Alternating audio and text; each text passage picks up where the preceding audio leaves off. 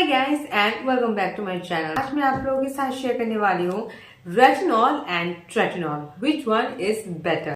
तो सबसे पहले रेटिनॉल क्या है। रेटिनॉल एक विटामिन ए है जो एक्ने को ट्रीट करता है, एंटी एजिंग को ट्रीट करता है, डार्क स्पॉट को ट्रीट करता है, पिगमेंटेशन को ट्रीट। रेटिनॉल भी इसी तरह एक विटामिन ए ही है जो कि फाइन लाइन को करेक्ट करे, एक्ने को करेक्ट करे, डार्क स्पॉट को करेक्ट करे, एक्ने स्कार्स को हील करता है। तो दोनों सिमिलर है लेकिन इसके पावर्स डिफरेंट है, जिसके आप डायरेक्ट ट्रेटिनॉल यूज नहीं कर सकते, वो ज्यादा पावरफुल होता है, इसलिए हमें कम से यानी कि रेटिनॉल से अप्लाई करना है। तो दो फॉर्मेट होता है, एक होता है एक्ने स्किन वाले, एक होता है नॉर्मल स्किन वाले। जो एक्ने स्किन वाले होते हैं उन्हें ट्रेटिनॉल या फिर रेटिनॉल इसलिए अप्लाई करना होता है क्योंकि उन्हें अपने डार्क स्पॉट को ट्रीट करना होता है, अपने एक्ने को ट्रीट करना होता है, एक्ने स्कार्स को ट्रीट करना होता है, इस वजह से वो लोग यूज करते हैं।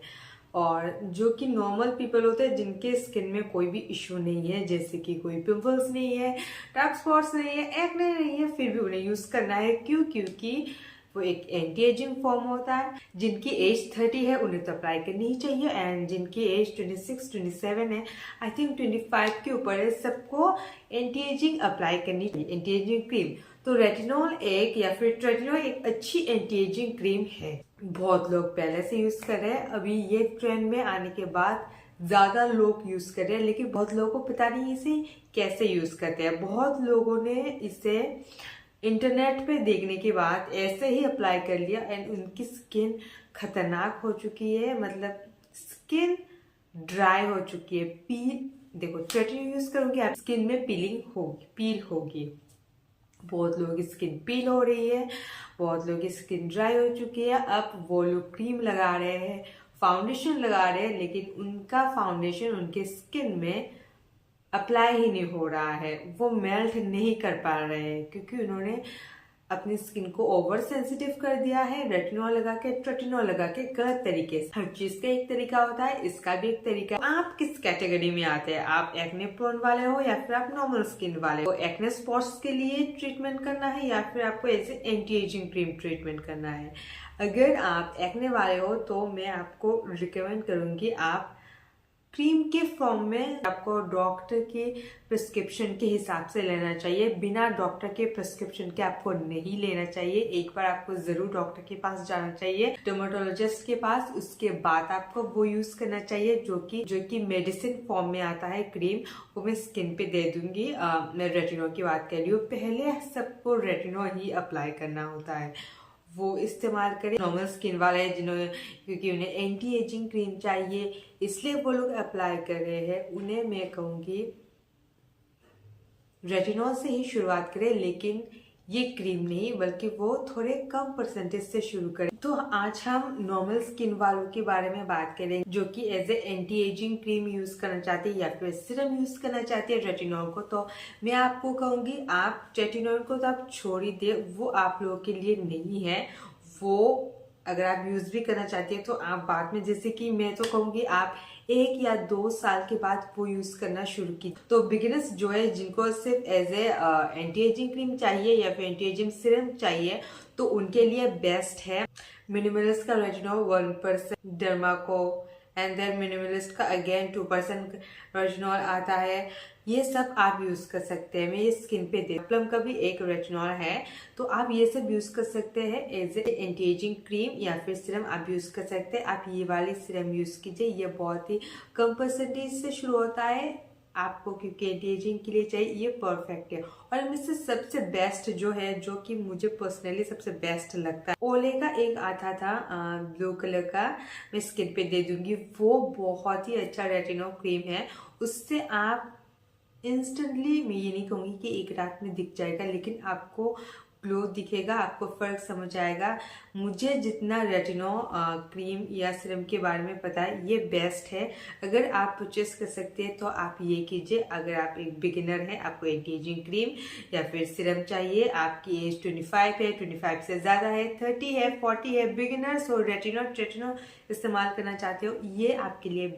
लेकिन हाँ, ये थोड़ी एक्सपेंसिव है। अगर आप इसे बाय नहीं कर सकते तो आप मिनिमलिस्ट का यूज कर सकते हो, प्लम का यूज कर सकते हो, डर्माको का है, और भी बहुत सारे है, मैं स्किन पे दे दूंगी। ये काफी अच्छे हैं, मुझे लगता है मिनिमलिस्ट मुझे ज्यादा पसंद है, क्योंकि वो ऐसा है जो अगर आपके सूट मतलब सारी स्किन पे ज्यादातर ही मिनिमलिस्ट वाला सूट कर जाता है। तो अगर आपको रेटिनो यूज करना है, एजिंग क्रीम या सिरम, तो आप इनसे शुरू कर सकते हो एज ए बिगिनर। इसके बाद आप 2 या 1 साल बाद, आई थिंक 2 साल, अगर आपकी स्किन में कोई प्रॉब्लम है ही नहीं तो मुझे नहीं लगता आपको इससे स्विच करना चाहिए। लेकिन आपको लगता है स्किन में प्रॉब्लम है तो आपको 2 या 1 साल बाद आप ट्रेटिनॉल पे स्विच कर सकते हो। ट्रेटिनॉल भी काफ़ी क्रीम्स आ जाती है, मैं पे स्किन पे दे दूंगी, आप ये यूज़ कर सकते हो। आप ये यूज़ कैसे करते हैं? इसे डेली यूज़ नहीं करते, इसे वीकली 2 बार, या फिर पहले अगर आप बिगिनर्स हो तो ऑफकोर्स वीकली 1 बार यूज कीजिए, एंड देन उसके बाद आई थिंक 3 या फिर 6 महीने बाद आप इसे वीकली 2 बार यूज करें। मैं इसे शायद 5 साल या 4 सालों से यूज कर रही हूँ।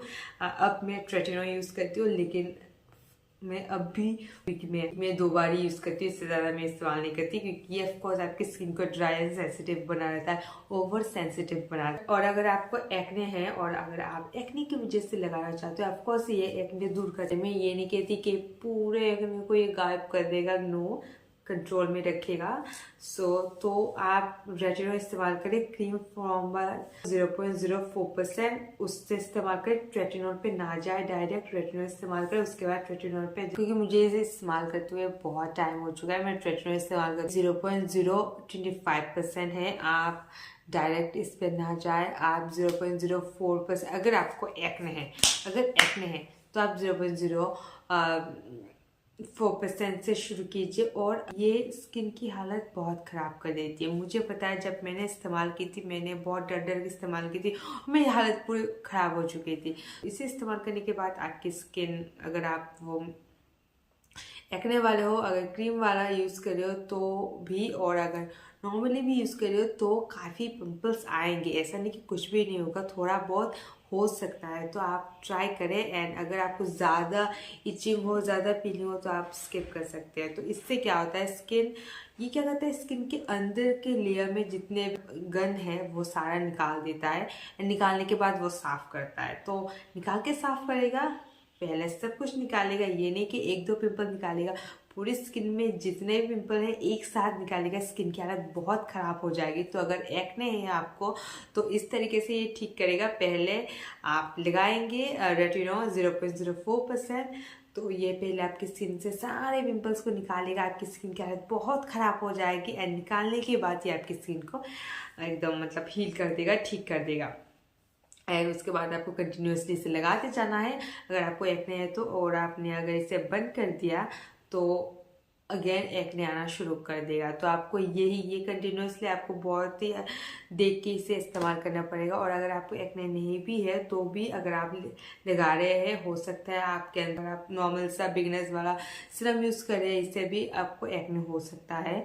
पहले एक्ने होगा, स्किन थोड़ी बहुत ख़राब होगी, एंड उसके बाद ठीक होगा। तो ये लंबा प्रोसेस है, आपको 6 से 7 मंथ आपको आंखें बंद करके रहना है, क्योंकि ये ऐसा ही होता है। ये नहीं कि मैजिक हो जाएगा, सब कुछ ठीक हो जाएगा, बिल्कुल नहीं होगा, पेशेंस बना के चलना होगा। अगर आप ये रिस्क ले सकते हो, आपकी स्किन के साथ ये सब बहुत बुरा हो सकता है, ये सब सह सकते हो, तो आप यूज़ करें, वरना ना करें, कि मैं कहूँगी ये बहुत ही रिस्की मामला है। और कैसे अप्लाई करना है ये मैंने अपने दूसरे वीडियो में दिखाया है, आप चाहे तो वो देख सकते हैं। तो अप्लाई करने का जो मेथड है वो मैंने वहाँ पे बताया है। बाकी मैं यहाँ पे ये बताऊंगी कि बिगिनर्स को कौन सा इस्तेमाल करना चाहिए रेटिनो। तो ये वाले रेटिनो बिगिनर्स को इस्तेमाल करनी चाहिए, एंड देन 2-3 साल बाद आप ये वाले इस्तेमाल करें। एक्ने वाले और एजिंग वाले दोनों के लिए मैंने बता दिया है। इसे यूज़ करना है बहुत ही डेंजरस है, अगर आप मतलब आप समझ लो डेंजरस है स्किन के लिए, और अगर आप ये रिस्क ले सकते हो तो ही आप इसे इस्तेमाल करते जाए।